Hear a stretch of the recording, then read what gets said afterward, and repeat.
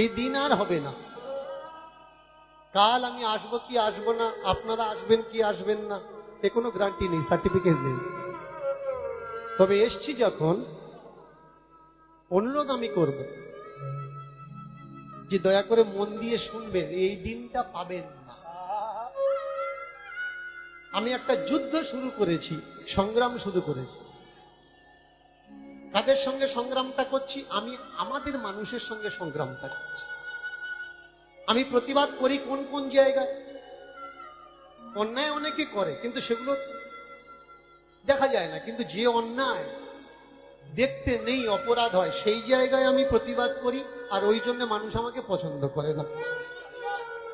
যেমন কীর্তনিয়া যদি স্টেজে এসে জুতো ওখানে খুলে রেখে এখানে কীর্তন করে, এগুলো তো যদি আমি বলি, তাহলে দীনকৃষ্ণ ঠাকুর অন্যায় করছে।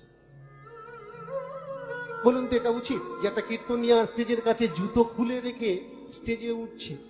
যে স্টেজকে সম্মান দিতে জানে না, তারা করছে কীর্তনের আসরে কীর্তন। আমি বারবার সমগ্র বিশ্বের কীর্তনিয়াদের বলছি, যদি দম থাকে, ক্ষমতা থাকে, আমার সঙ্গে শাস্ত্র আলাপে বসো। পিছনে আজে বাজে কথা বলার কি প্রয়োজন? যে উনি এই বলছে, উনি তাই বলছে, সেই বলছে। ক্ষমতা থাকে তো আমার সঙ্গে বসো না, তারপর তো বুঝবে যে কে এই দীনকৃষ্ণ ঠাকুর। তো যে কথা চর্চা করছিলাম, সংকট, ধর্ম সংকট। কোন সংকট? আজকে ধর্মটা কিছু কন্ট্রাক্টর, ঠিকাদার তাদের সিম্বল বানিয়ে নিয়েছে। আমরা যেভাবে বলবো সেইভাবে তোমাদের চলা লাগবে। কেন ভাই? ধর্মটা কি তোমাদের? ধর্মটা তোমাদের না, ধর্মটা সার্বজনীন, সবার জন্য। তাহলে সেই ধর্মটা শুধু কেন্দ্রিত করে, কেউ বলছে এই রকম ফোঁটা কাটলে তবে উদ্ধার হবে, কেউ বলছে মালার এখান থেকে শুরু করো, কেউ বলছে ঝোলার মধ্যে হাত ঢোকাও, কেউ বলছে মাছ মাংস খেলে হবে না, কেউ বললে মদ খেলে হবে না, মদ ছাড়া লাগবে। ভাই, মদ ছেড়ে যদি কৃষ্ণ নাম করব, যিনি কৃষ্ণের দাদা বলরাম কন্টিনিউ মদ খেত, চুল্লু করছিল, তাহলে সে নরকে গেল। যদু বংশ মদ খেয়েই তো গন্ডগোল হলো। তাহলে তোমরা এইসব মদখোরদের বলছো ভাই মদ খাওয়া বন্ধ করো, ওরা বলছে বন্ধ করো। আমি বলবো খাও, বেশি করে খাও। আমি বলবো বেশি করে খাও, তবে হ্যাঁ, খাওয়ার জায়গায় খেতে হবে, যেখানে সেখানে খেলে হবে না। ঠাকুর ভাসাচ্ছ, মদ খেয়ে ঠাকুর ভাসাবে হবে না, বোঝা লাগবে। যে মদ খায় না তার সামনে মদ খেয়ে তুমি তাকে অসম্মান করছো, হবে না। যে মদ খায় না তার সামনে মদ খেয়ে দাঁড়ানোর কি দরকার? জায়গা বুঝে খাও, দেখবে কোনো অসুবিধে নেই। কিন্তু জায়গা বুঝে যদি না খাও, এই জায়গায় অসুবিধা। এবার আসি, আজকের যে যে কথা আমি হরিবাসরে চর্চা করব, প্রথমেই জানিয়ে রাখি, এই ভিডিওটা যখন ইন্টারনেটে ছাড়া হবে, চতুর্দিকে ছড়াবে, কিছু কিছু মানুষের গায়ে ফোস্কা উঠবে। তবে এই কথাগুলো আমার কথা না। আজকের যতগুলো কথা বলবো আমি গ্রন্থের রেফারেন্স দিয়ে কথা বলবো, বই ধরে কথা বলবো, এগুলো বইয়ে লেখা আছে, তাই আমি বলছি। আপনারা আমাকে বলতে পারে যদু বংশ মদ খেয়ে নষ্ট হয়েছে, প্রমাণ কি? মহাভারত দেখে নি।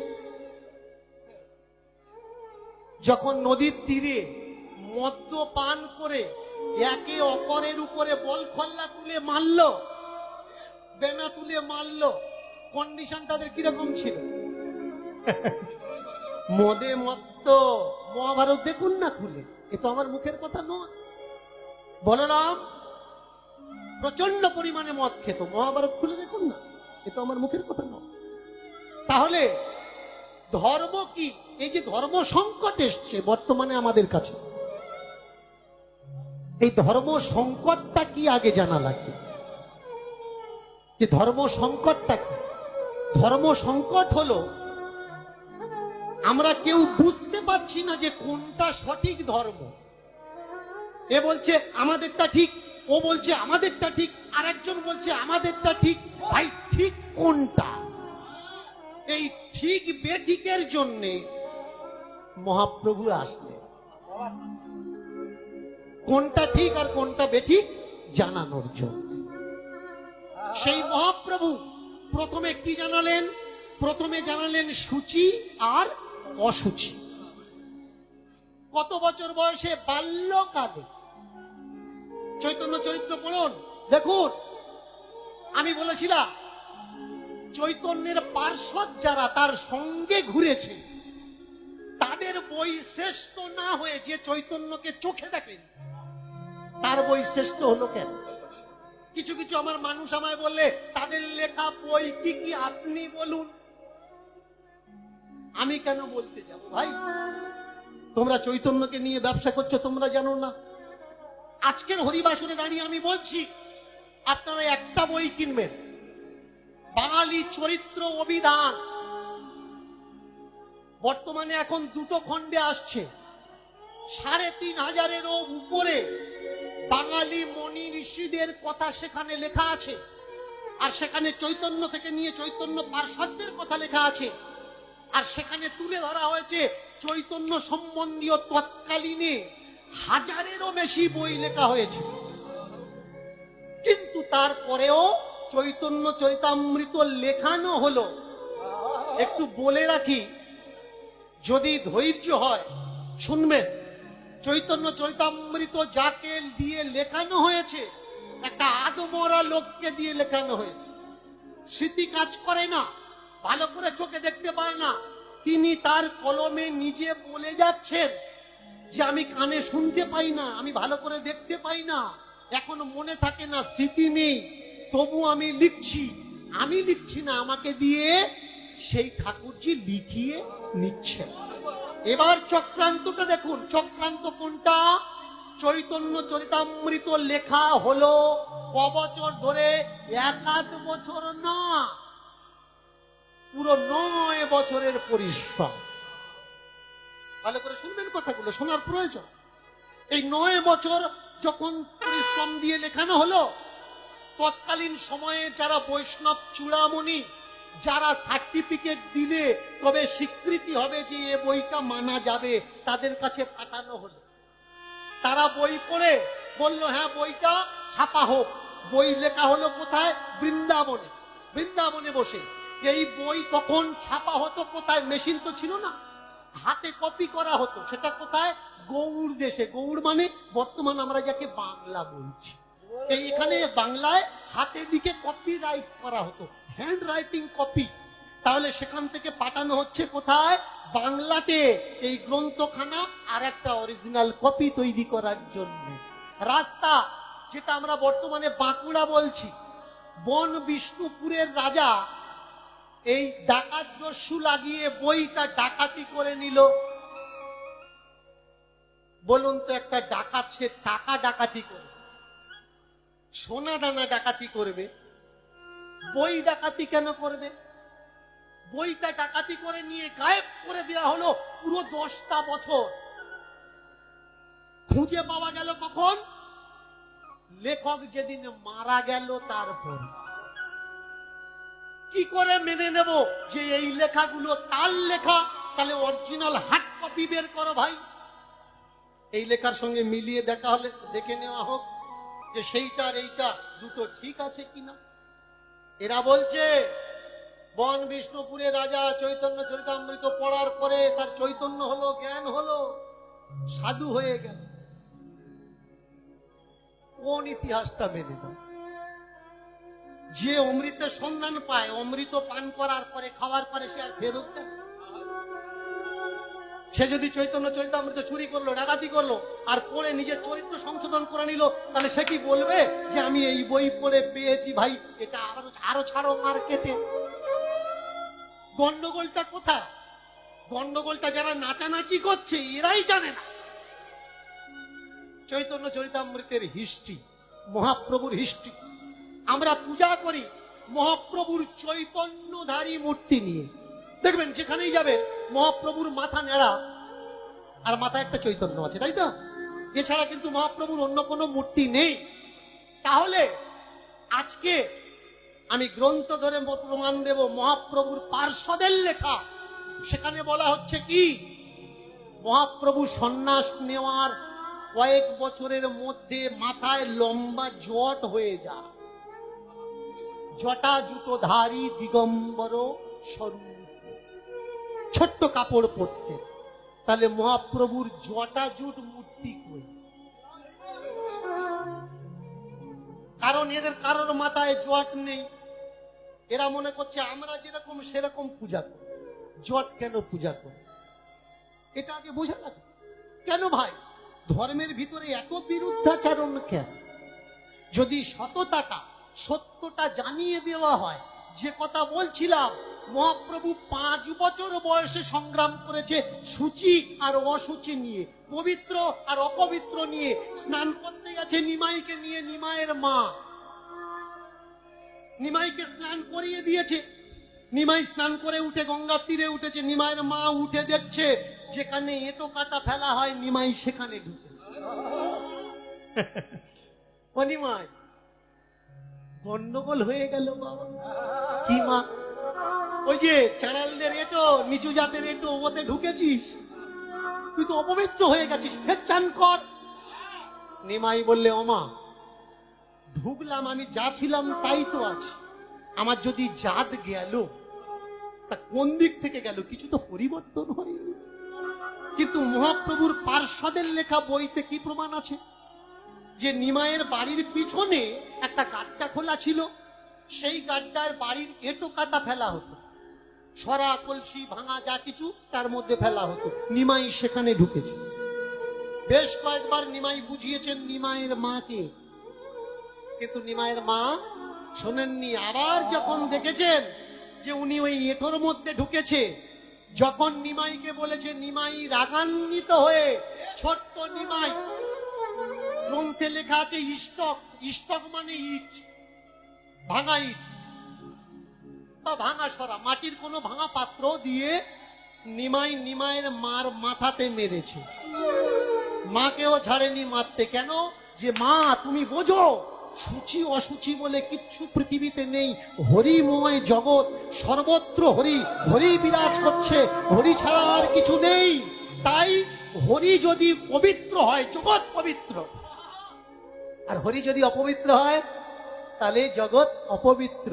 এই সূচি অসুচিটা মনের রোগ ছাড়া আর কিচ্ছু না। অনেকে দেখবেন গামছা পরে পায়খানায় যাচ্ছে, আমি অনেকে জিজ্ঞাসা করি, আচ্ছা এই যে গামছা পরে পায়খানা যাচ্ছিস কেন? বললো নোংরা জায়গা, তো নোংরা জায়গা, তার জন্য গামছা পরে পায়খানা যাচ্ছি, এসে কোমর পর্যন্ত ধুয়ে নেবো। অনেকে দেখেছি আবার গলা পর্যন্তও ধুয়ে নেয়। কেন? পায়খানায় গেছে। আচ্ছা পায়খানায় গিলে যদি গলা পর্যন্ত ধোয়া লাগে, তোর পেটের ভিতরে যেটা আছে তার কি করবি? এখানে যেটা সেটা কি করবি? কে ধুইবে? এই কি সূচি অসুচি? মহাপ্রভু বললে সূচি অসুচি বলে কিছু নেই। তাহলে যারা সাধারণ মানুষের কাছ থেকে চাঁদা তুলে, কেউ কেউ ভিক্ষে বলছে, সে ভিক্ষে হোক বা চাঁদা হোক, আমি চাঁদাই বলছি, চাঁদা তুলে দেখবে, ওই সম্প্রদায়ের নাম করবো না, নাম করলে আমার পেছনে আবার দোষ ভরা, কি যেন হট্ট বাজার সব গ্রামে গ্রামে করে। আপনি যাবেন সেই হট্ট বাজারের অনুষ্ঠানে, কুকুরকে মানুষ যত্ন করে, আপনাকে যত্ন করবে না, দূরে থেকে ফেলে দেবে। আপনি কোনো পাত্রে হাত দিতে পারবেন না, আপনি কোনো জায়গায় ছুঁতে পারবেন না। যদি বলেন বাবা এমন আছে আমি দেখিয়ে দেবো, ধরে ধরে দেখিয়ে দেবো। আপনাদের এ সাইটে হয়তো হয় না, অনেক সাইটে হয়। তাহলে যাদের বাড়ির থেকে তুলে নিয়ে আসছো, যাদের খাদ্যে তুমি জীবন যাপন করছো, তাদেরকে কুকুর ছাগল বলে মনে করছো? এক লেখা আছে ওদেরই গ্রন্থে। কি লেখা আছে? ইতর প্রবৃত্তির প্রাণী। সংসারী মানুষ কারা? ইতর প্রবৃত্তির মানুষ সংসারী। বলুন তো, সাধু বৈষ্ণব মহাত্মার জন্ম কোত্থেকে হয়? আকাশ থেকে পড়ে? তাহলে তুমি যদি ইতর বললে সংসারিক মানুষদের, তোমার বাম্মাও তো ইতর হয়ে গেল। কাকে গালাগালি কর, কাকে নোংরা দেখা, কাকে নিচু দেখা? গ্রন্থে স্পষ্ট লেখা আছে, যদি কোনো সংসারী মানুষ সে হরিকে ভোগ লাগায়, তার ভোগটা নিকৃষ্ট ভোগ। আর সে যে হরিকে ভোগ লাগায়, সেই হরির ভোগ আমাদের গ্রহণ করা উচিত না, কারণ ওই হরিকে দেওয়া ভোগটা কুকুরের মাংসের সমান। বলুন তো, এরাই মহাত্মা, এরাই বই লিখেছে ধর্মকে সংস্করণ করানোর জন্য, নাকি এরা জাতিকে বিধ্বংস করছে? আমি এত বছর স্টাডি করার পরে একটা বই আমি পড়িনি, লক্ষ লক্ষ বই পড়েছি। মুখে তো বলে দিলাম লক্ষ, ভালো করে খেয়াল করবে, কয়েক লাখ বই পড়ে এই জায়গায় আমি এসেছি। আর যারা আমাকে নিয়ে নিন্দা করছে, কেউ হয়তো বই চোখে দেখেনি, কটা পৃষ্ঠার মুখস্থ করে এখানে দাঁড়িয়ে আমাকে নিন্দা করছে। আমি লড়াইটা কাদের জন্য করছি? সংসারিক ধর্মের জন্য, গার্হস্থ্য ধর্মের জন্য, মহাপ্রভুর সঠিক জীবনের জন্য।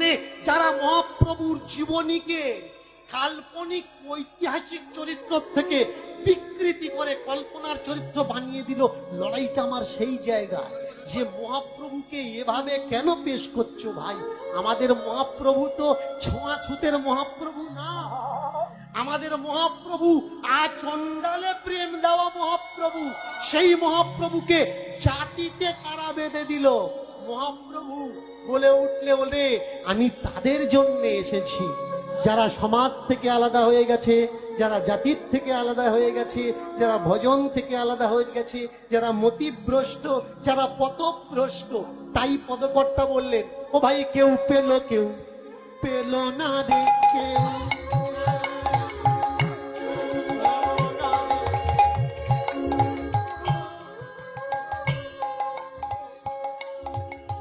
ও ভাই কেউ পেল, কেউ পেল না রে, আমার মহাপ্রভুর এমন নিয়ম, কেউ পেল, কেউ পেল না রে।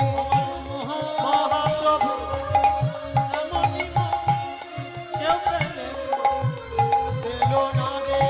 দাদা নিতাই চাঁদে প্রেমের নিয়ম, কেউ পেল, কেউ পেল না রে। নিতাই চাঁদে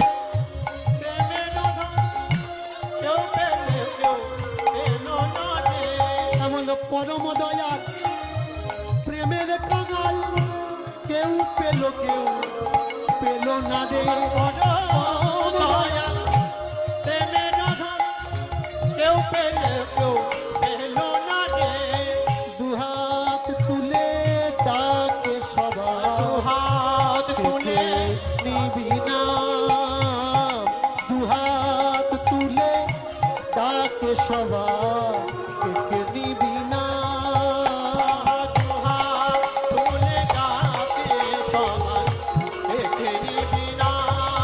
ও ভাই দুহাত তুলে ডাকে সবাই, নিবি না। তোরা আয় না ছুটে, নে না লুটে, আয় না ছুটে, নে না লুটে, আয় না ছুটে, নে না লুটে, আয় না ছুটে, নে না লুটে। আমার দয়াল চাঁদের প্রেমের ধন, আয় না ছুটে, নে না লুটে।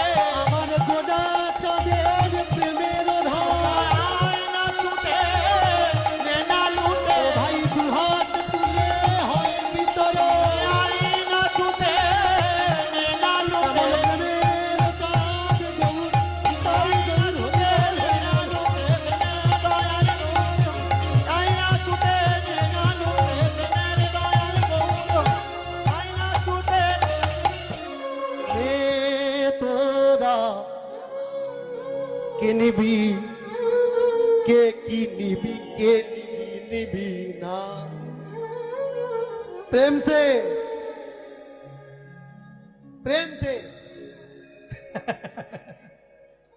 নির্বাক হলে হবে না। কিন্তু মজার বিষয়, আমরা জ্ঞান অর্জন করব, ভক্তি অর্জন করব, কিছু আধ্যাত্ম তত্ত্ব অর্জন করব। তবে প্রথমটা গৌরচন্দ্রিকা গৌর সম্বন্ধে না বললে নয়। এটা আমাদের ধর্ম, এটা আমাদের কর্ম, বলা লাগবে। যিনি আমাদেরকে কৃষ্ণকে জানানো শিখিয়েছেন তিনি হলেন গোরাচাঁদ। আর কীর্তন থেকে যদি গোরাচাঁদকে বাদ দেওয়া হয় তাহলে কীর্তনের কিছু থাকে। আচ্ছা বলুন তো মা, গৌর হরির দাদার নাম কি? বলো। বিশ্বম্বর। তাহলে বিশ্বরূপ খান নাম?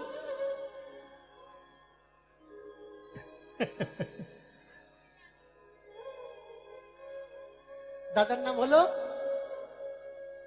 বিশ্বরূপ, যাকে আমরা নিমাই বলছি, এর নাম হলো বিশ্ব। কেমন? অনেকে দাবি করে নিতাই নাকি নিমায়ের দাদা। নিতাই নাকি নিমায়ের দাদা।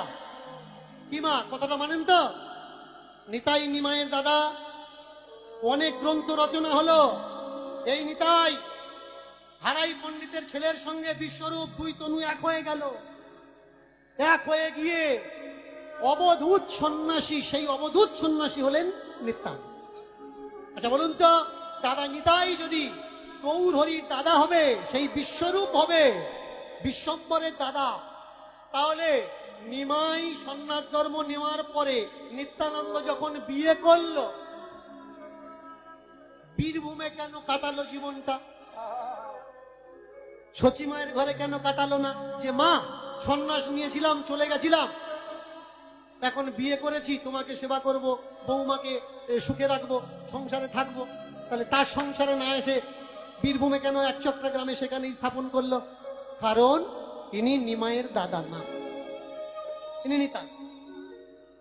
এগুলো বোঝা লাগে। তাহলে চালানো হচ্ছে যার সঙ্গে যার মিল খায়ালে চলবে ভালো, তার জন্য চালান। যার সঙ্গে যার মিল খায়ালে আপনি শুনলে খুশি হবেন, তার জন্যই চলছে।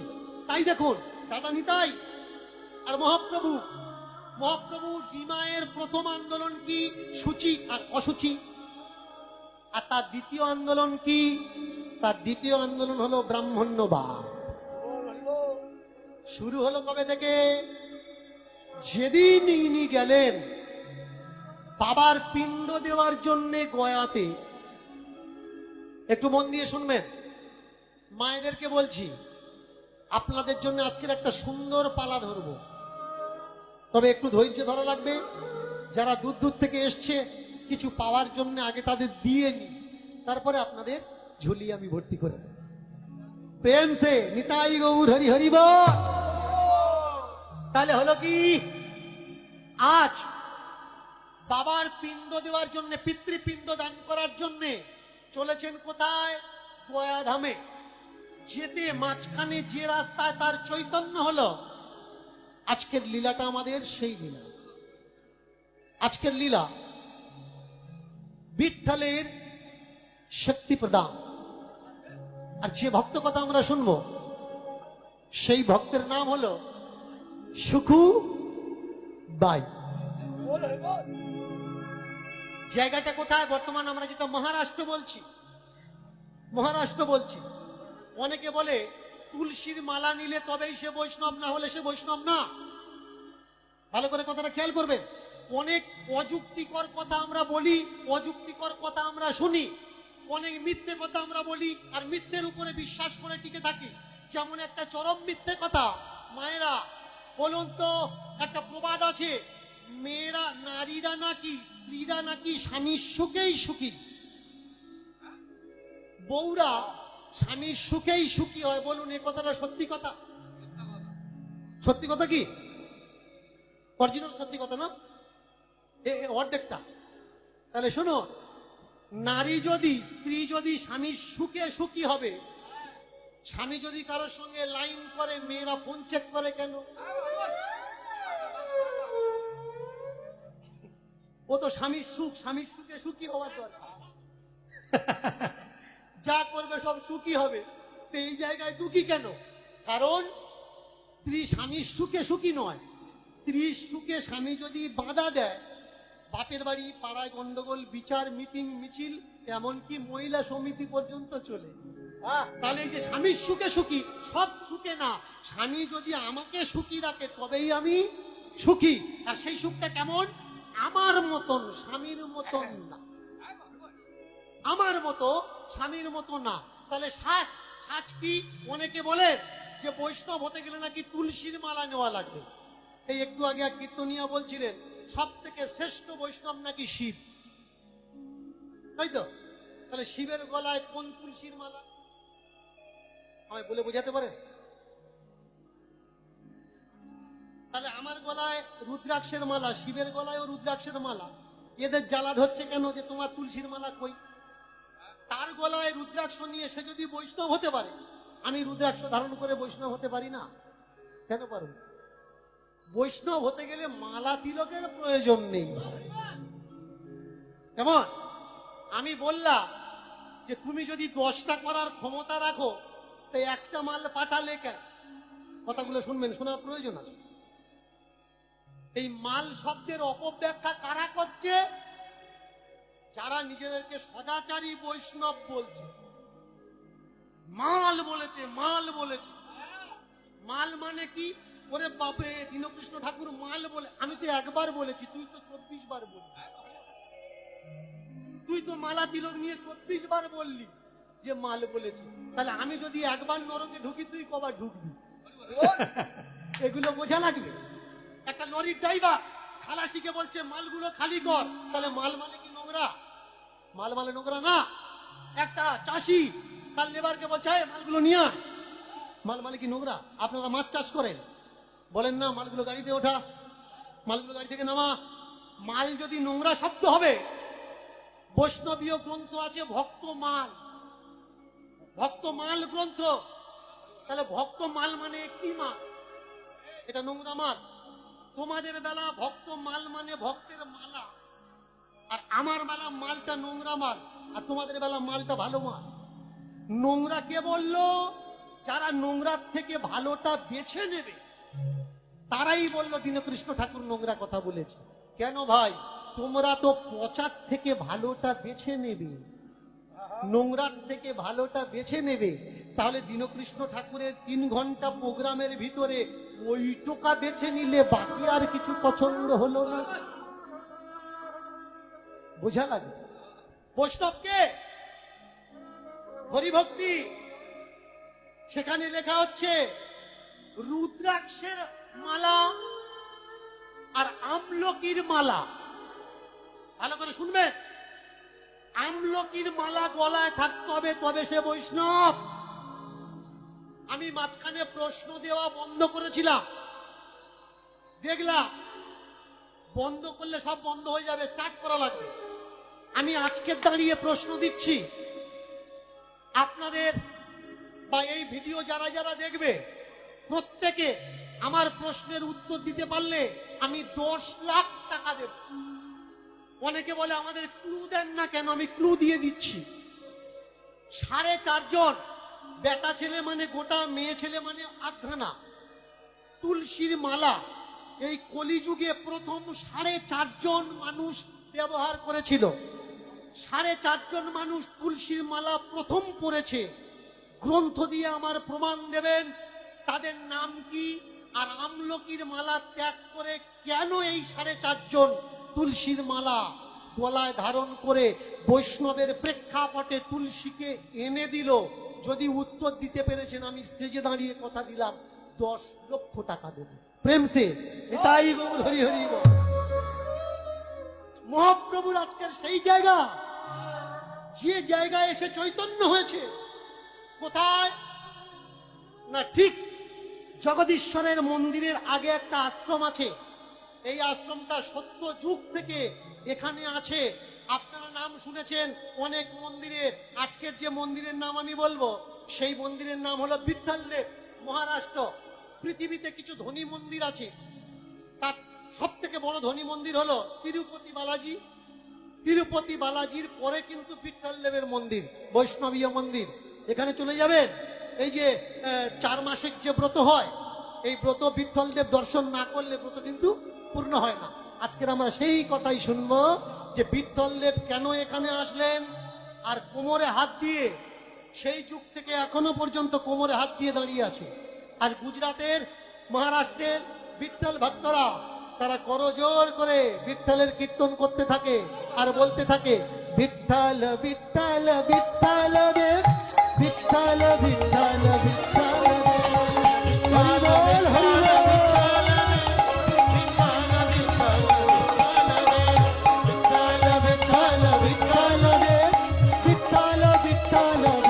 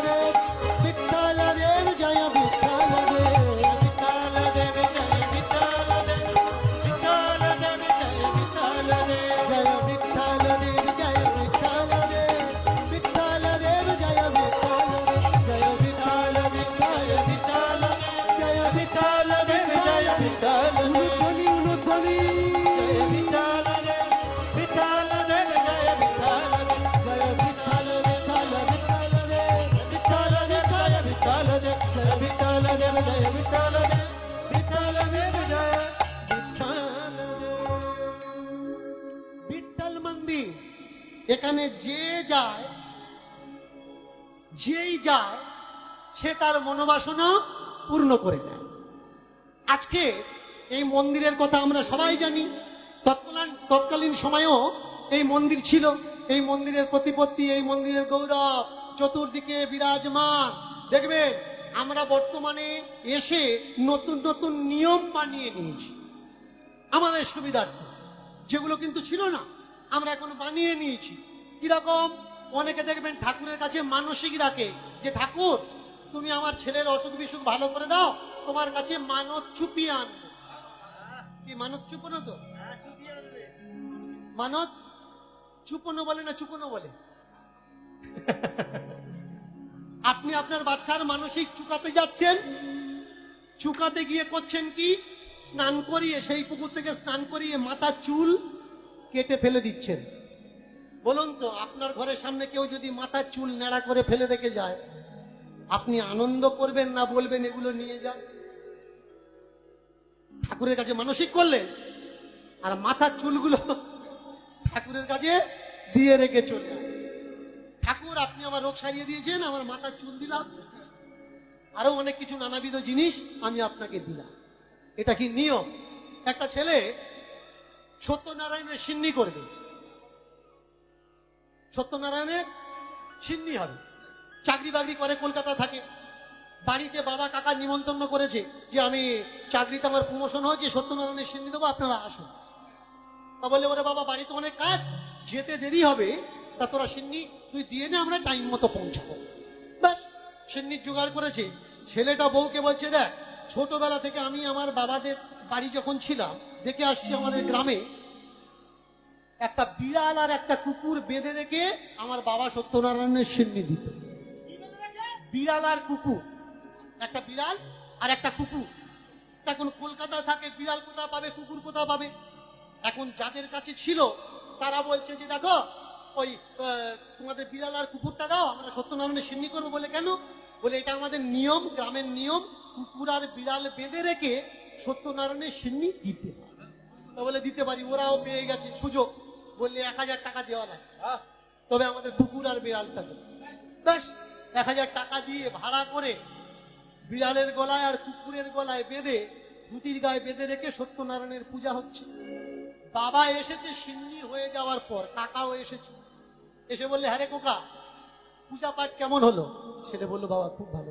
আচ্ছা এই কুকুর আর বিড়াল কাঁদে, বললে আমাদের নয় বাবা, ভাড়া করে এনেছি। তা বেঁধে রেখেছিস কেন? কেন আপনি বেঁধে রাখতেন? দূর পাগল, আমি বেঁধে রাখতাম, আমাদের বাড়িতে ছিল, যাতে ঠাকুর ঘরে ঢুকে ঠাকুর ঘর নোংরা না করে, তার জন্য বেঁধে রাখতাম। আর তুই সিন্নি দিলি তোর বাড়িতে নি, অন্যজনের বাড়ির থেকে ভাড়া করে এনে বেঁধে রেখে সিন্নি দিচ্ছিস, আবার 1000 টাকা। ছেলে বলছে বাবা আমি মনে করলাম বোধহয় নিয়ম। কিছু কিছু কর্ম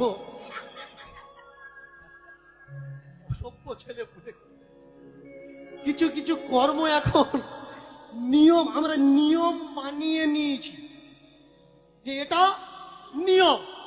গলায় দড়ি অবস্থায় মানুষ মারা গেলে অনেকে বলে তাদের নাকি ঠাকুর ঘরে উঠতে নেই, 1 বছর ভোর কোনো পূজা পাঠ করতে নেই, তাদের হাতে নাকি আগুন থাকে, আগুন ছাড়াতে হবে। আমি তো এটা আজও পর্যন্ত বুঝতে পারলাম না যে হাতে আগুনটা আছে কোন জায়গায়।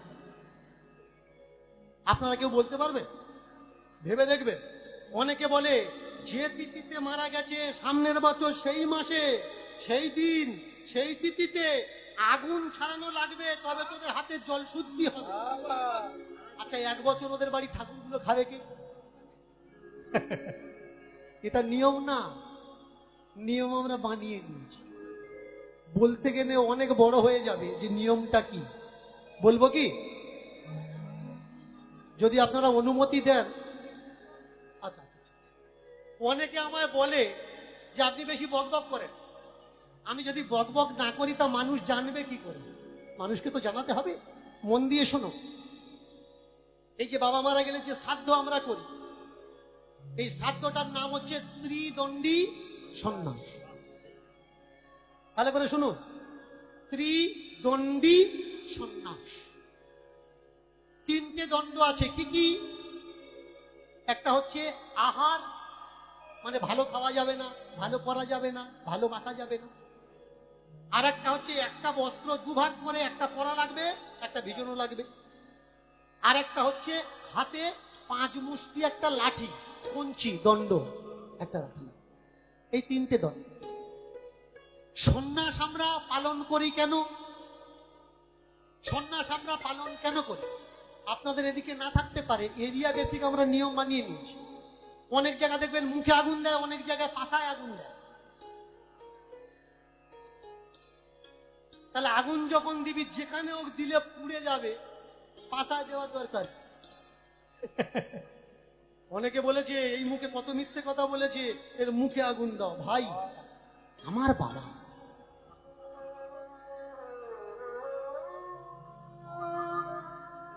তাকে মুখাগ্নি করা লাগবে কেন? চিতার নিচে আমি আগুন দিতে পারবো না? কত বড় অসভ্য আমরা হয়ে গেছি দেখুন। 2 মণ কাঠ না হয় বেশি লাগবে, তাকে লম্বা করে শুইয়ে দিতে অসুবিধে কোথায়? 4 মণ কাঠ না হয় বেশি লাগবে, পাটা ধেয়ে বুকের মধ্যে ঢুকিয়ে দিচ্ছে, হাত বেয়ে ঢুকিয়ে দিচ্ছে। অনেকে নিয়ম বানিয়ে নিয়েছে মাথায় নাকি লাঠির বাড়ি মারতে হয়। যে বাবা তোমাকে পৃথিবীতে নিয়ে এসেছে, যে মা তোমাকে এই জগতে এনেছে, তোমাকে প্রথম মা বলা শিখিয়েছে, হাত ধরে চলা শিখিয়েছে, তার উপরে এত অত্যাচার। কেউ কেউ টায়ার নিয়ে যাচ্ছে। কেন? টায়ার না দিলে কাঠ জ্বলবে না। কেন ভাই? 1 কিলো ঘি জোটে না, 2 কিলো কর্পূর জোটে না। সীতাতে বাবা তো শেষবারের মতো বিদায় দিচ্ছে, টায়ার দেওয়াটা জরুরি। এটা দীনকৃষ্ণ ঠাকুরের সংগ্রাম। দীনকৃষ্ণ ঠাকুরের থেকে যদি আপনারা এই এসে আর আমার বকবক করার থেকে যদি কিছু আপনাদের পরিবর্তন হয়, সেটাই আমার পরম। আজকের কীর্তন থেকে ফিরে যাওয়ার সময় প্রতিজ্ঞা করবেন, টায়ার নয়, 2-4 মণ কাঠ বেশি দেব, বাবাকে সোজা করে দেব, মাকে সোজা করে দেব, মাথায় লাঠি দিয়ে মারবো না, দরকার হলে সরে আসবো, মাথা ফাটবে, অসুবিধে কি আছে? সরে এসে দাঁড়ালাম চিতার কাছ থেকে, জ্বলতে দাও চিতাকে, অসুবিধেটা কোন যায়? আমি একটু আগে বলছিলাম মদ খাও, কিন্তু এই সপ্তাহ শেষ যাত্রার সময় যেন মদ্যপান করে জ্বালিও না। বাড়িতে ফিরে এসে খাও, অসুবিধে কি? ওই জায়গাটা না। কারণ দেখবেন শ্মশানকে কি বলা হয়? স্বর্গদ্বার। তাহলে আপনি সংসার থেকে স্বর্গে দ্বারে কি করতে যাচ্ছেন? এই আমরা 5 জন আছি ভাই, 5 জনের ব্যবস্থা কর। যার বাবা মারা গেছে তাটা যাই, ওরা টানাটানি করবে, ওই 5 জনের একটু দিয়ে দেন। এই নিয়মটা এদিকে আছে কিনা আমার জানা নেই, অন্যান্য দিকে আছে। ও আচ্ছা, ওই নিয়মগুলো নেই, এইগুলো আছে। এগুলো করবে না। যদি পারো, বলে দিচ্ছি, যদি পারো এগুলো করার দরকার। শান্তভাবে ভদ্রভাবে আমরা সসম্মানে তাকে চির বিদায় দিই। এ হলো আমরা নিয়ম বানিয়ে নিয়েছি, এটা এই নিয়ম, ওটা ওই নিয়ম, সেটা সেই নিয়ম। 3টে দণ্ড নিয়ে সন্ন্যাস ধর্ম পালন করতে হয়। কেন সন্ন্যাস ধর্ম পালন? কারণ জীবনের 4টে কাল আছে। জীবনের 4টে কাল। 4টে কাল কি? ব্রহ্মচর্য, গার্হস্থ্য, বানপ্রস্থ আর সন্ন্যাস।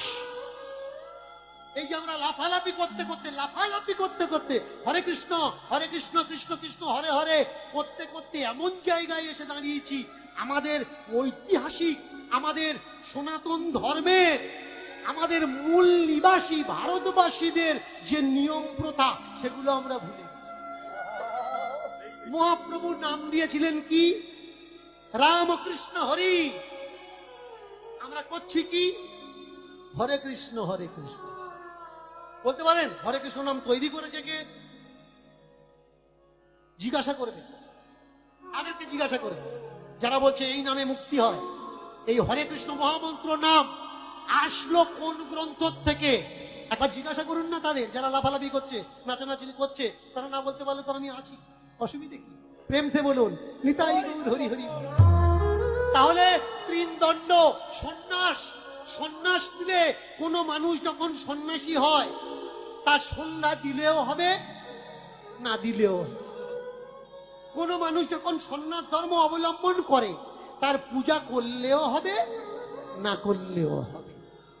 কোন মানুষ যখন সন্ন্যাস গ্রহণ করে তীর্থে গেলেও হবে, আর না গেলেও হবে।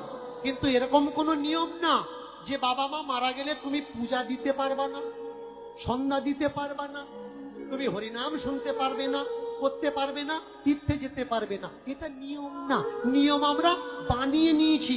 আর যেসব বই দেখে আমরা নিয়ম বানিয়েছি, সেসব বইগুলো বেশি থেকে বেশি 200-250 বছরের ভিতরে লেখা হয়েছে। সত্য যে সনাতন ধর্মের গ্রন্থ, সেই গ্রন্থগুলো মিথ্যা গ্রন্থ দিয়ে চেপে দেওয়া হলো, বুঝতে দেওয়া হচ্ছে না কোনটা সঠিক আর কোনটা বেঠিক। তাই এই পন্ডরপুর কারহার গ্রাম, এখানে এক মেয়ের বিয়ে হয়েছে,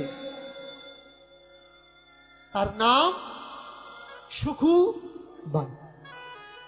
প্রত্যেক মেয়েরা যখন বিয়ের সময় আসে, সে স্বপ্ন দেখে আমার স্বামী যেন আমার সঙ্গে মাইন্ডে মিল হয়, আমার সঙ্গে যে কোনো ভালো ব্যবহার দেয়, সে যেন আমার মতো হয়, আমার বাবা মা আমার আত্মীয় বন্ধু বান্ধব নিয়ে যেন ভালো করে চলাচল করে, আমি শ্বশুর বাড়িতে গিয়ে শ্বশুর শাশুড়িকে সেবা যত্ন করব, ভালো করে দেখাশোনা করব। কোন মেয়ে কিন্তু বিয়ের আগে এটা ভাবে না যে শ্বশুর শাশুড়িকে কষ্ট দেব। প্রত্যেক মেয়ে বিয়ের আগে ভাবে আমার শ্বশুর শাশুড়িকে বাবা মার মতো যত্ন করব। কিন্তু কষ্ট দেয় কেন? কিছু কিছু শ্বশুর শাশুড়ির ব্যবহারের জন্য। এটা অপ্রিয় সত্য কথা হলেও কিন্তু এটা সত্য কথা। শ্বশুর শাশুড়ির ব্যবহারের জন্য বৌমা তাদের দুঃখ দেয়, তাদের কষ্ট দেয়। তাহলে এই বউ স্বপ্ন নিয়ে এসছে কৃষ্ণ নারায়ণকে উপাসনা করে, হে নারায়ণ, হে মধুসূদন, বিয়ের পরে আমি যে বাড়িতে যাব, গিয়ে যেন আমি দেখি তোমার চরণ পাব, সকাল দুপুর সন্ধ্যা বেলা হলে দেব আমি তোমার চরণে পূজার দীপ জেলে। ওগো প্রভু আমার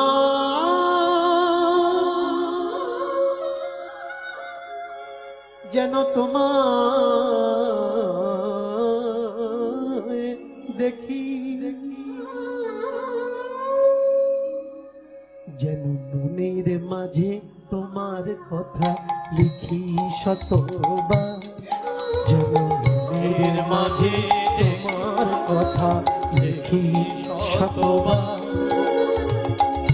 যতদিন থাকবো আমি, যতদিন থাকবো আমি, বলবো তুমি আমার আমার প্রভু গো। মনের মাঝে লিখি যেন ছবি বারবার, ছবি বারবার।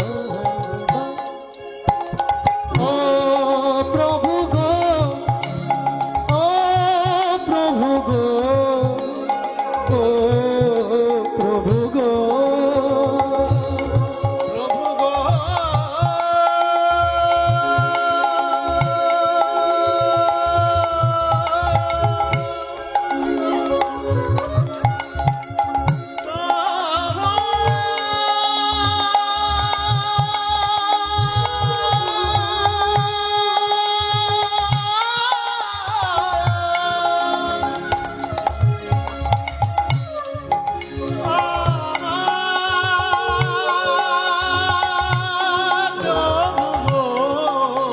হরিবল হরিবল। প্রভু গো।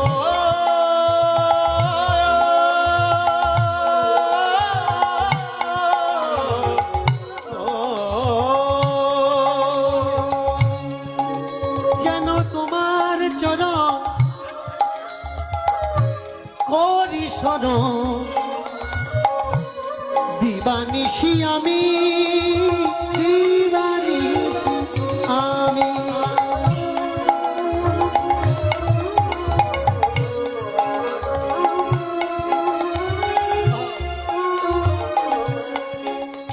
যেন সদাই দেখি তোমার, সদাই দেখি তোমারি, যেন সদাই দেখি তোমার, সদাই দেখি তোমারা, যেন তোমার চরণ পূজা করি, সদাই দেখি তোমার।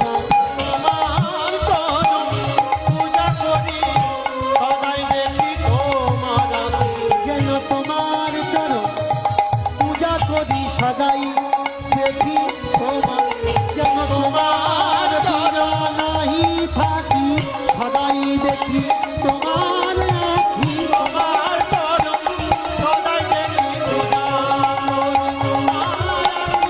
যেন তোমার পূজন সদাই করি আমি, দিবানিশি অনর প্রভু। তোমার চরণ সদাই দেখি দিবানিশি অনর প্রভু, আমি তোমার চরণ সদাই দেখি দিবানিশি অনর প্রভু।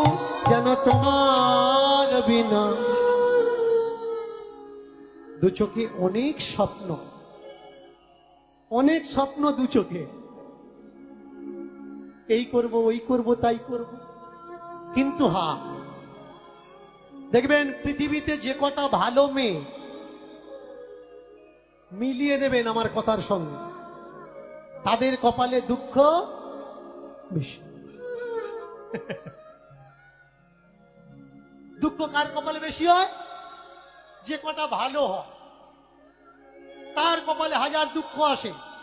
ঠাকুরের কাছে নালিশ করে, ঠাকুর জীবনে তো কোনো অন্যায় করিনি, তাহলে এত দুঃখ, এত কষ্ট, এত জ্বালা কেন? শুনে রাখুন তারা, সেই সব মায়েরা যাদের কপালে দুঃখ, যাদের কপালে কষ্ট। কেন কষ্ট? সোনা থাকে মাটির নিচে, গায়ের গহনা হতে গেলে হাজারেরও বেশি ওয়ার্ড আগুনের ভিতর থেকে তার যেতে হবে। একবার অ্যাসিডে, একবার শেকরার হাতুড়িতে, একবার রেকমালের ঘষাতে তাকে পালিশ হতে হয়, তবে সে একজনের কানে উঠবে। তোমার কষ্টটা তোমার কষ্ট না, এর পরের জায়গাটা তোমার ঠাকুরজির গহনা হবে তুমি। তাই তোমার এত দুঃখ, তাই তোমার এত কষ্ট। এ তো পরীক্ষা নিচ্ছে গো, ঠাকুর তোমার পরীক্ষা নিচ্ছে যে কতটা তুমি সহ্য করতে পারো। যে সয় সে মহাশয়, যে সয় না সে না সয়। সইলে সম্পদ, আর না সইলে পুরোপুরি বিপদ। মেয়েটা স্বপ্ন দেখলো যে আমার শাশুড়ি ভালো হবে, শ্বশুর ভালো হবে, গিয়ে শ্বশুর বাড়িতে আমি ঠাকুরজি নারায়ণকে পাবো। ওরে সর্বনাশ! শ্বশুর বাড়িতে এসেছে বিয়ের পরে, বাসর ঘরে ডাক, স্বামীকে জিজ্ঞাসা করছে, হ্যাঁ গো স্বামী, আমাদের ঠাকুর ঘরটা কোন দিকে? ঠাকুর ঘর মানে কি? ঠাকুর ঘর মানে আমাদের ঠাকুর ঘরটা কোন দিকে? কিসের ঘর বাবা? মা, আমা, এই তো এই যে ঘরে আছে এটা আমার ঘর, আর ওই পাশে ওটা হচ্ছে বাবা মার ঘর, আর ওই পাশে ওটা চাকর বাকরা থাকে। আরে ঠাকুর ঘর! ছেলেটা বুঝতেই পারছে না ঠাকুর ঘর কাকে বলে। এখন তো বিয়ে হলে অনেক কিছু দেওয়া হয়, তখন বালতি ব্যাগ ছিল। ঠাম্মাদের জিজ্ঞাসা করবেন, একটা বালতি ব্যাগ দেওয়া হতো, প্লাস্টিকের বালতি ব্যাগ, এইভাবে সাইডে ধরা হতো।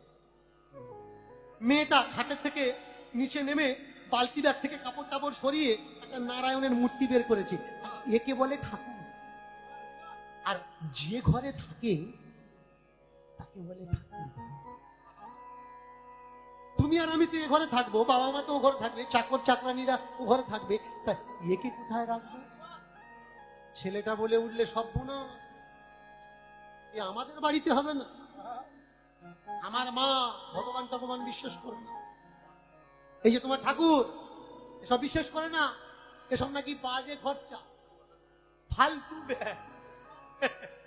আর খবরদার ভুলে ওই বালতি ব্যাগ থেকে বের করেছে ওখানেই ঢুকিয়ে রাখো। বের করে মা যদি দেখেছে না, এই তোমার পুতুল আর তোমাকে দুটোটাকে বাস্তব থেকে বের করে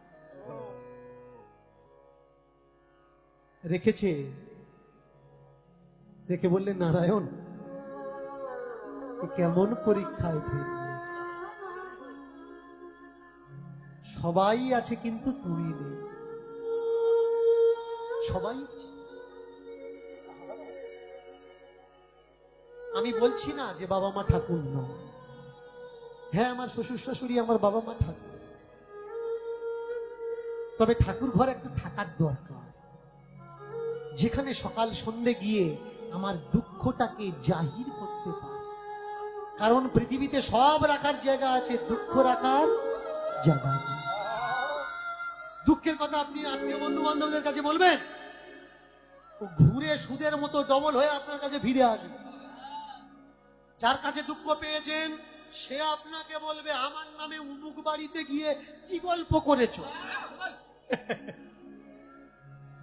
দুঃখ রাখার জায়গাটা কই? অনেকে বলে যে অমুক লোক নাকি বাবা মার ভাত দেয় না, তমুক লোক বাবা মার ভাত দেয় না, ভালো নাম কীর্তন দেয়, ঠাকুর পূজা করে, কিন্তু ওর বাবা মাকে দেখে না।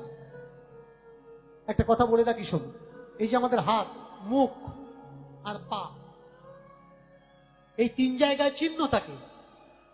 এই তিন জায়গায় চিহ্নর ভিতরে মাতৃরেখা আর পিতৃরেখা, এই মাঝখানে হচ্ছে আয়ু রেখা। এখান থেকে যেটা উপরে উঠেছে এটা আয়ু রেখা, আর এই উপরে দুটো দাগ মাতৃরেখা আর পিতৃরেখা। এই মাতৃরেখা আর পিতৃরেখা যদি মজবুত থাকে সে ছেলে বাবা মার সেবা করবে।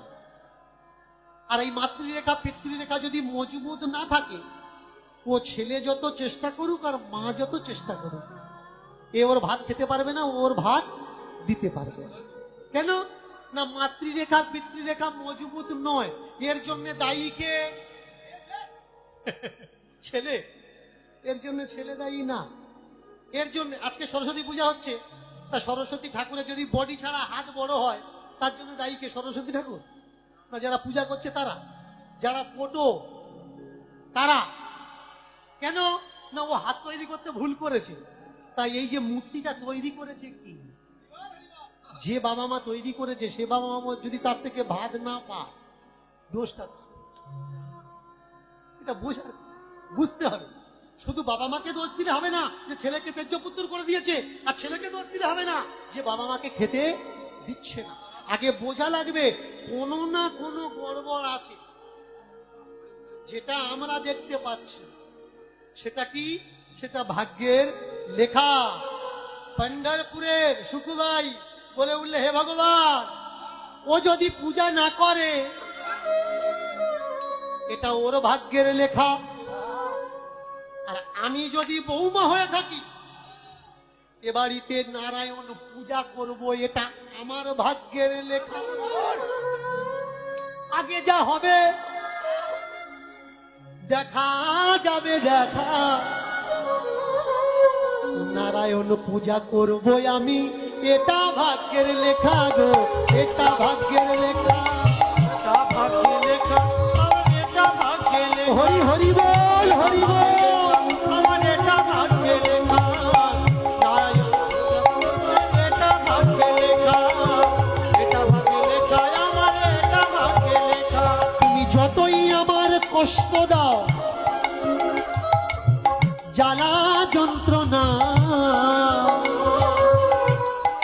হাজার দুঃখের মাঝে আমি তোমায় ভুলবো না, দুঃখের মাঝে আমি তোমায় ভুলবো না, হাজার দুঃখের মাঝে আমি তোমায় ভুলবো না, হাজার দুঃখের মাঝে আমি তোমায় ভুলবো না। আমার চোখের জল সেটাই আমার সম্বল, আমি সবাইকে দেখিয়ে দেব। করা যায় না বলে পৃথিবীতে কিচ্ছু নেই। দেখবেন অনেকে হাতের লেখার উপরে বিশ্বাস করে, আমার ভাগ্যে নেই। তাহলে যার হাত নেই, যার পা নেই, তার ভাগ্য কোথায়? তোমার করে নিতে হবে, কেড়ে নিতে হবে।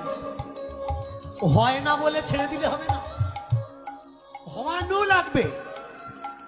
বললে হবে না হাতে পিতৃরেখা মাতৃরেখা নেই কেন। ভানু বন্দ্যোপাধ্যায়ের একটা বই দেখেছিলাম, মায়ের সঙ্গে মামলা চলছে, মাকে প্রণাম করে মামলায় যাচ্ছে, আমার আশীর্বাদ কর যেন মামলায় আমি জিততে পারি। মার সঙ্গে মা বলছে, আমার সঙ্গে মামলা করছে, আবার আমার আশীর্বাদ নিচ্ছে। ভানু বন্দ্যোপাধ্যায় বলছে, এই তুমি জানো না মাতৃশক্তি পৃথিবীর সব থেকে বড় শক্তি, কোনো কাজে যেতে গেলে মায়ের প্রণাম করে যেতে হয়। আমি ভাত দিলে মা খাবে না, আমি মাকে সেবা করলে মা সেবা নেবে না, কিন্তু কোনো কাজে যেতে গেলে মাকে তো প্রণাম করে যেতে পারি। ঠিক আছে তুমি আমার প্রণাম নেবে না, যেখানে তুমি দাঁড়িয়ে থাকবে সেই মাটিতে তো প্রণাম করতে পারি। কেন আমি মাকে ছাড়বো না, আমি মাকে ছাড়বো না, মাকে ছাড়বো না, তবু মাকে ছাড়বো না, ছাড়বো না, আমি মাকে ছাড়বো, মাকে ছাড়বো না, তবু মাকে ছাড়বো না। অনেকে বলে মা তো অন্য ভাইয়ের কাছে আছে, ও বাড়িতে গেলে গন্ডগোল হবে। গুরুজি যাবো কি করে, ওই ভাইয়ের সঙ্গে ছায়া ডিমোডিমি হয় না। ব্যস্ত ঠাকুর ঘরে যেমন 5টা ঠাকুরের ছবি রেখেছো, একটা বাবা মার ছবিও রেখে দাও। কোথায় যেতে হলে আমি ঠাকুরকে যেমন প্রণাম করবো, বাবা মাকেও প্রণাম করবো।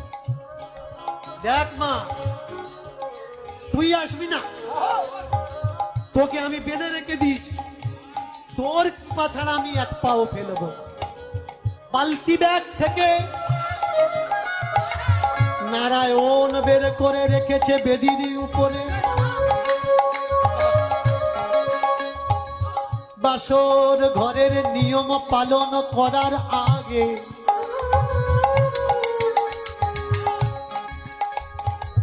প্রণাম করে শ্রীজীউ নারায়ণ জিকে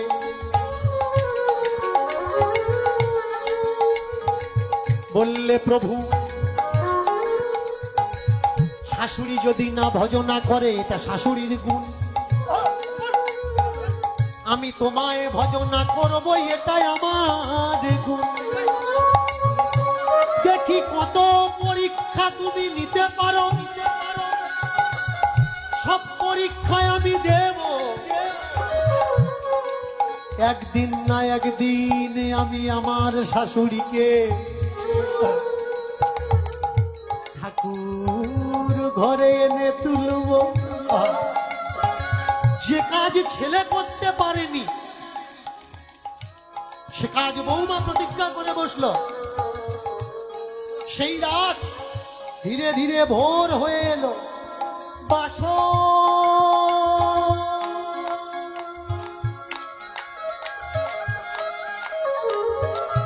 বাসর রাত হয়ে এলো ভোর। আহা, শাশুড়ি ডাকছে দরজায় ঠোকা দিয়ে, এই শুকু, এত বেলা পর্যন্ত ঘুমলে হবে, দরজা খোল। দেখেছেন স্বামীর সঙ্গে বাসর রাত, শাশুড়ি দরজায় টোকা দিচ্ছে, এই দরজা খোল।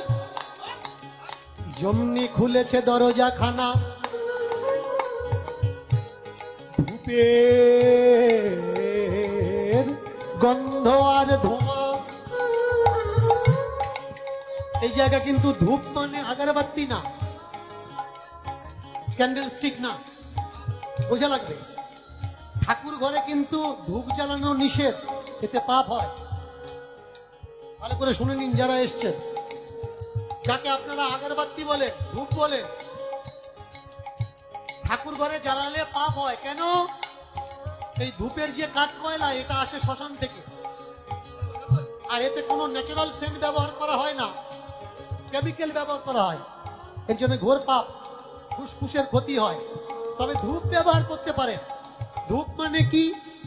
আমরা বাঙালিরা যাকে ধুনো বলি, এই ধুনোর শুদ্ধ ভাষা হচ্ছে ধূপ। যেমনি দরজা খুলেছে, ধূপের ধোঁয়া আর গন্ধ, নাকে তার লেগেছে। একে তো মনসা, তারপরে ধুনোর ধোঁয়া। খোল, বন্ধ করতে আসছে রে। ছেলে বুকে ভয় পেয়ে বুঝতে পারলো যদি বলে দি নারায়ণ পূজা করছে তোমার বৌমা, ওর তো হবে, সঙ্গে আমার চামড়াও ধোলাই হবে। বলে উঠলে, কালকের মা জানো না ছিল ফুলসজ্জার রাত, রজনীগন্ধা গোলাপ দিয়ে সাজানো হলো।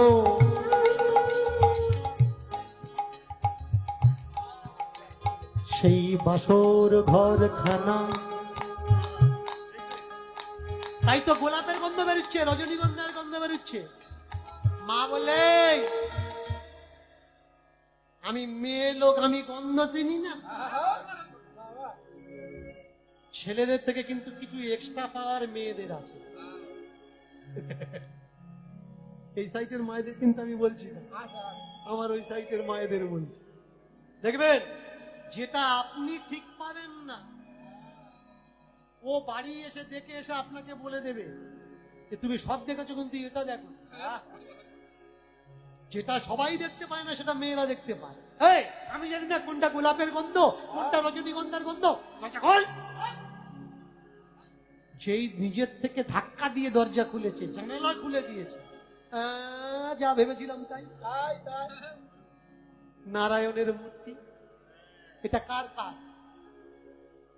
ছেলে বলার আগে করো জোরে নিচু হয়ে বৌমা বলে দিলে, ওমা আমাদের গৃহ দেবতা, ইষ্ট দেবতা আমি নিয়ে এসেছি, আমি তো ঠাকুর ঘর ছাড়া থাকি না। ওই নিয়মটা তোমার বাপের বাড়িতে চলে, এ বাড়িতে চলবে না। ফেলে দাও। আর যদি ফেলতে না পারো, ওটা আমি ব্যবস্থা করে দেবো, আমি ফেলে দেবো। ফেলে দাও। বৌমা বললে, ওমা সকালবেলা দেবো, স্নানের সময় ফেলে দেবো। শাশুড়ি বললে বেশ, তাহলে স্নানের সময় যেন ফেলে দিও। সময় যেতে লাগলো, নারায়ণ মূর্তিটা নিয়ে বালতি ব্যাগের মধ্যে লুকিয়ে দিচ্ছে। নারায়ণকে বলছে, নারায়ণ, ওই ধূপ প্রসাদ প্রসাদ দিয়ে ঘটা করে তোমার পূজা করা যাবে না, আর তোমাকে বাইরে বের করা যাবে না, লুকিয়ে রাখবো, আর মাঝে মাঝে বের করবো, আবার মাঝে মাঝে তোমার লুকিয়ে রাখবো। আমার শাশুড়ি তো পছন্দ করে না। দেখেছেন ভক্তি কাকে বলে? ভক্তিতে কোনো নিয়ম থাকে না গো, কোনো নিয়ম থাকে না, আচারে বিচারে কোনো নিয়ম থাকে না। আজকে এই মেয়েটা একদিন, দুদিন, 3 দিন লুকিয়ে লুকিয়ে পূজা করে। শাশুড়ি জিজ্ঞাসা করে, এই ফেলে দিয়েছিস? হ্যাঁ গো মা, হ্যাঁ ফেলে দিয়েছি। মা একদিন লুকিয়ে লুকিয়ে চেক করছে, ফেলে দিয়েছে। এই তো মাঝে মধ্যে বের করছে, আবার বালতি ব্যাগে রাখছে। মিথ্যেবাদী, তুমি বলে ফেলে দিয়েছ। বৌমা চুপ করে। শাশুড়ি বলে, ঠিক, এই শুভ কাজটা আমাকেই আজকের করা লাগবে। তুমি কাজকর্ম করবে, সেই সময় আমি তুলে নিয়ে ফেলে দেবো। বৌমা পুকুরের জল আর ফুল আনতে গেছেন। আপনারাও যান না সকালবেলা ফুল তুলতে? অনেকে বলে স্নান না করে নাকি ফুলে হাত দিতে নেই, এটা শাস্ত্রের বিধান। স্নান করার পরে ফুলে হাত দিলে সে নরকে যাবে। ভালো করে শুনে রাখুন, আমি বই ছাড়া কথা বলি না। যতগুলো কথা বলছি আমার কথা না, এগুলো বইয়ের কথা। শাস্তি দিতে যদি দিতে হয়, যে বইগুলো লিখেছে তাদের দাও, আমার না। স্নানের আগে ফুল তুলতে হবে। ঠাকুর ঘরের বারান্দায় ফুল রেখে দিতে হবে, আর স্নান করার পরে ফুল ধূপ দীপ নিয়ে ঠাকুর ঘরে যেতে হবে। পুকুর পাড়ে গেছে জলের কাজ, ফুলের কাজ শেষ করতে। এই সুযোগে শাশুড়ি করেছে কি, বেদির থেকে নারায়ণ মূর্তিটা তুলে আর বাইরে নর্দমায় ফেলে দিতে যাচ্ছে। আর এ মনে মনে ভাবছে, হে নারায়ণ, তোমাকে এই করে সাজাবো, ওই করে সাজাবো, তাই করে সাজাবো। আহা, ফুল নিয়ে এসে ঘরে ঢুকেছে, দেখলেন নারায়ণ যেখানকার নারায়ণ সেখানে দাঁড়িয়ে আছে। প্রেম সে বলো নিতাই গৌর হরি। স্নান টান সেরে ঠাকুরকে লুকিয়ে লুকিয়ে পূজা দিচ্ছে, আর শাশুড়ি ভাবছে, ফেলে তো দিলা, দেখি তো কি করছে। জানলা থেকে উকি মেরে দেখে সর্বনাশ, যেখানকার ঠাকুর তো সেখানেই আছে। তাহলে আমি কি ফেললাম? নিশ্চয়ই কোনো জাদু জানে, কোন টোটকা জানে, কোন মন্ত্র জানে। ইয়ে জাতা বাড়ির মেয়ে নয়।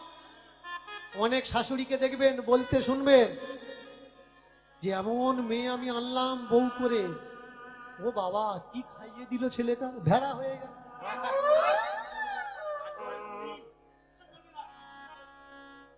বৌমার কথা শুনে আমার ভাইপো কেমন কি খাইয়ে দিল। তারপর থেকে বউ যা বলে, বাবা মার কথা আর কানে নিতে পারে না।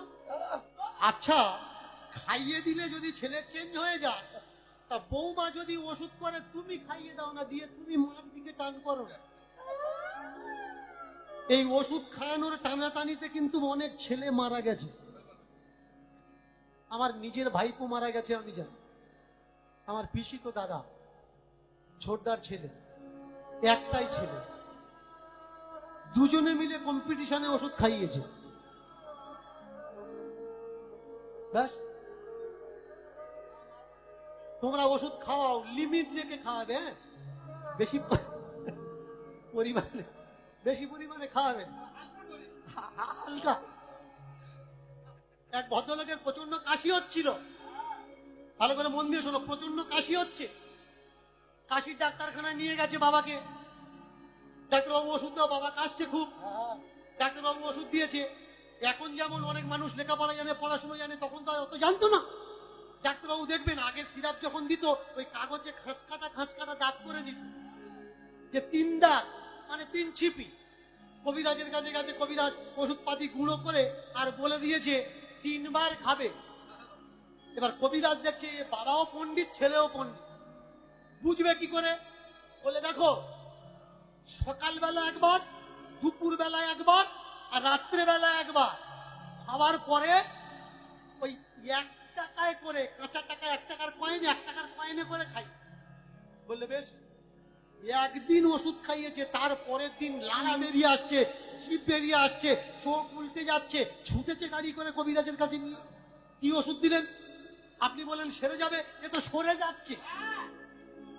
তো সরে যাচ্ছে মানে কি করে হলো? বলে আপনার ওষুধ খাইয়েই হলো। কি ওষুধ দিলেন? বলে ওষুধ তো আমি ঠিক দিয়েছি, খাইয়েছো কি বল? বলে কেন, আপনি যেমন বলেছেন সেরকম খাইয়েছি। কিসে খাইয়েছো? 1 টাকার কয়েনে খাইয়েছো। বলে না, 1 টাকার কয়েনে খাওয়াইনি। বাড়িতে 1 টাকা ছিল না, বড় 10 পয়সা ছিল, তা 10 বার খাইয়ে দিয়েছি। 10 বার খাওয়ালে 1 টাকা হয়ে যাবে। 10 বার খাইয়ে দিয়েছি। ওষুধ যদি টাইমে না খাও, সময় মতো না খাও, তাহলে কিন্তু অসুবিধে আছে। বলতে বলতে না বললে হয় না, ভালো করে বলি। আর এক কবিরাজের কথা, এক দাদুর প্রচন্ড মানে পেটের সমস্যা, পায়খানা হচ্ছে না। এখন নাতি আর দাদুর সম্পর্ক খুব ভালো। দাদু নাতিকে বলছে, যাই দাদু ভাই একটু আমার ওই বদ্রির কাছে নিয়ে চল না। কেন? না আমার 4-5 দিন পায়খানা হচ্ছে না। দেখবেন যারা বয়স হয়ে যায় 60-65 উপরে উঠলে সপ্তাহে কোনোদিন হবে, কোনোদিন হবে না। ভালো করে শুনবেন কথাটা। চিন্তা করলে হবে না যে আমার পায়খানা হচ্ছে না কেন। একটু জল বেশি খান, একটু আচার বিচার ঠিক করুন, দেখবেন 2-4 দিন পরে পরে হবে। বয়স হয়ে গেলে প্রত্যেক দিন পায়খানা হয় না। বুড়োর যখন 1 সপ্তাহ হয়নি, বলে ডাক্তারখানা নিয়ে চল।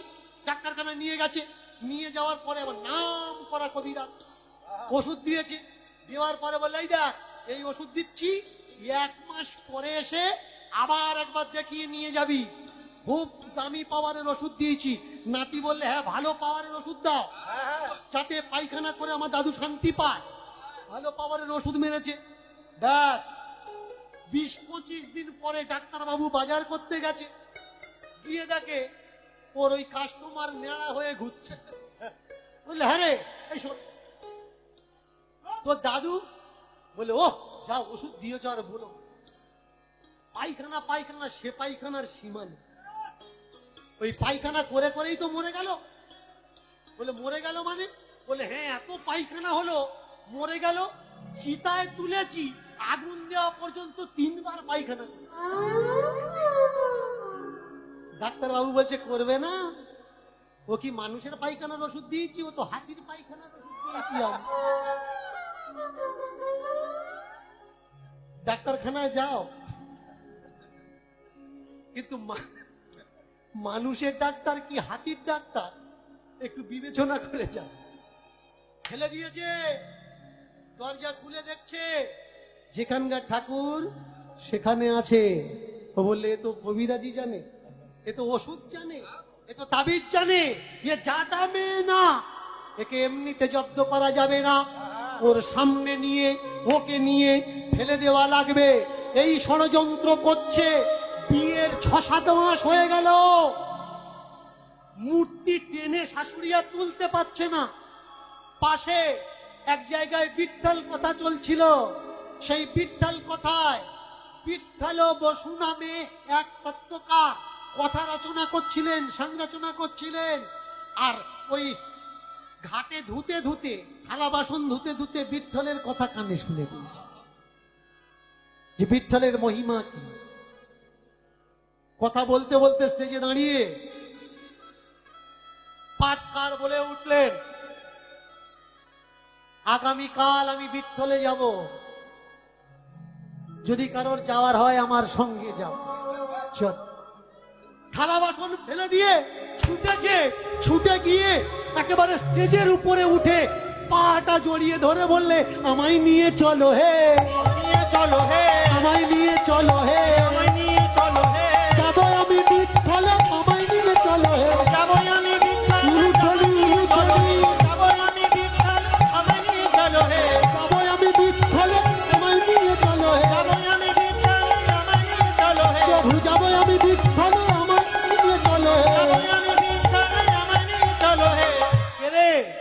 কে তুই? আমি সুখবাই, কেঁদে কেঁদে কেঁদে জীবন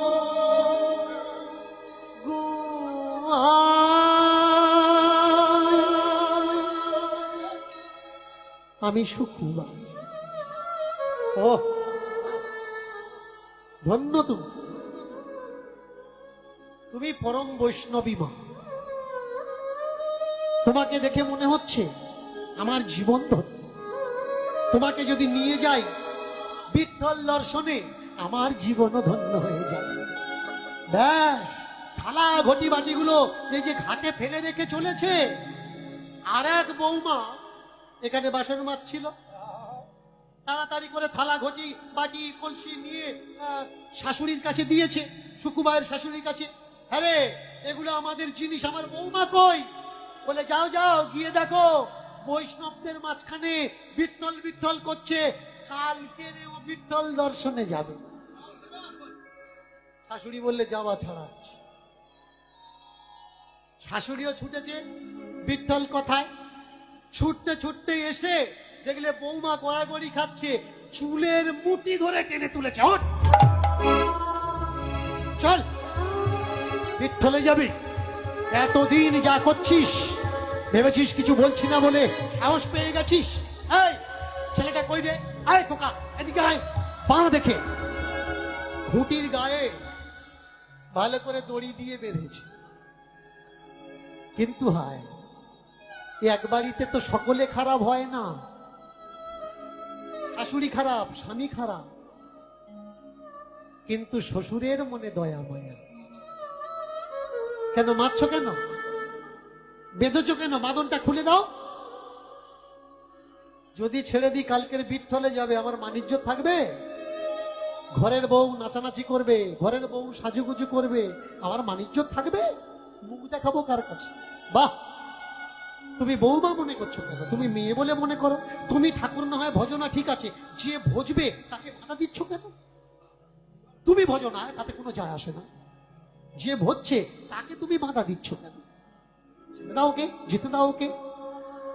শাশুড়ি শ্বশুরের ওপরে লাল চোখ দেখাচ্ছে, যেতে দেবো মানে? ছাড়বো না, বেঁধে রাখবো, দরকার হলে মেরে ফেলবো। যখন সব দরজা বন্ধ হয়ে যায় তখন একটাই দরজা খোলা থাকে। সেটা কি? সেটাই হলো উপরওয়ালার দরজা। ওই বাঁধা অবস্থায় প্রভুকে বলছেন, প্রভু আমার আপন বলে আর কেউ নেই। এ জগতে যারা ছিল আপন, তারা সবাই পর হয়ে গেছে। এখন তুমি আমার আপন, তুমি আমার স্বজন। আপন বলতে তুমি ছাড়া আর কেউ নেই প্রভু, তুমি আমার নিজ। বৈকুণ্ঠ লোক চলে গেল, একদিন বাঁধা, পুরো একটা দিন একটা রাত বাঁধা।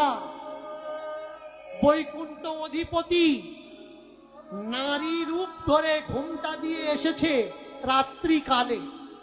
সুখু, কি হয়েছে? বাঁধা কেন? কে গো তুমি? আমিও এই গ্রামেরই বউ। বেঁধেছে কেন তোমার? ওই বিঠ্ঠল দর্শনে যাব, আমি তোমায় খুলে দিচ্ছি, তুমি যাও। আর তোমার একটা কাপড় আমায় দাও, আমি তোমার কাপড় পরে তোমার সব কাজ করব। আর মানুষ ভাববে যে তুমি যাওনি, তুমি বাড়িতে আছো। দাও দাও দাও তোমার একখানা কাপড়। ব্যাস, বৈকুণ্ঠপতি নারী সেজে সুখুবাইকে বের করে দিলেন। সুখুবাই তুমি যাও।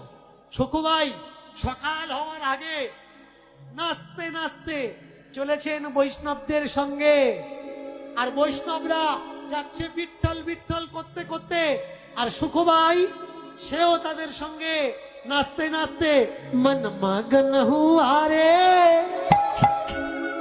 मन मगन हुआ रे प्रभु तेरे नाम पे मगन हुआ रे। मगन हुआ रे, मगन हुआ रे, प्रभु तेरे नाम पे मगन हुआ रे। मन मगन हुआ रे, मन मगन हुआ रे प्रभु तेरे नाम पे मगन हुआ रे। मन मगन हुआ रे, मगन हुआ रे, प्रभु तेरे नाम पे मगन हुआ रे। मन मगन हुआ, मगन हुआ, मगन हुआ रे, मगन हुआ रे, मन मगन हुआ रे प्रभु तेरे नाम पे मगन हुआ। मगन हुआ रे, मगन हुआ रे, प्रभु तेरे नाम में मगन हुआ रे।